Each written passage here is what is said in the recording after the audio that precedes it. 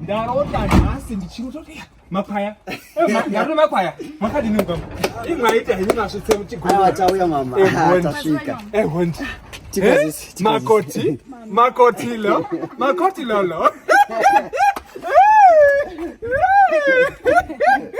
Aiwa. Baba nini manya ne bhara iwe? Manya ne bhara.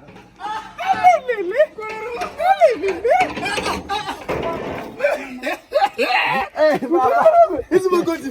Ukumana. Voto zabo kwamuteko. Kusimba waramba. Aiwa. Pane zvakazoitika munzira kamama. Chizvo. Tine urombo. Nini ndine urombo mwana. Tine urombo. Amuna kana mbijana. Pashata paboda. Tauya ari maoko chete mutongo Gara. Pinda yabile. Pinda chimogara tutaura chimopinda. Alright. Mwanangu uchibva panapa unoti kobvo shortcut yekukurumidza kuti ubude kuenda kuna Bridge Road. Bridge Road. Ukabuda wakadai unokurumidza wasvika. Pawatorera adzose. Mwanangu unashava kutadzira. Kopashate izvi. Aiwa. Chawanitadzira hapa. Ndizvo. Allowance yekuti kana mazogara kuno munayo here mari yekudzosika. Munayo? Ndati mari yekuti muzodzokesa munayo here.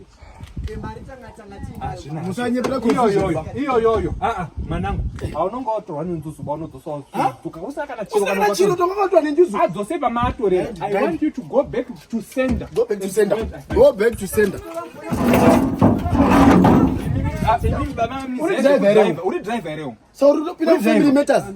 Uri driver. I saw mtana nayo ni mimi. Mtana apenda. Uri kwa drive mimi. Uri pana mende. Uri mwana una problem. Wakati sender. Go back and rethink. Go back and rethink. Mukawe muri sira mawe ni mimi.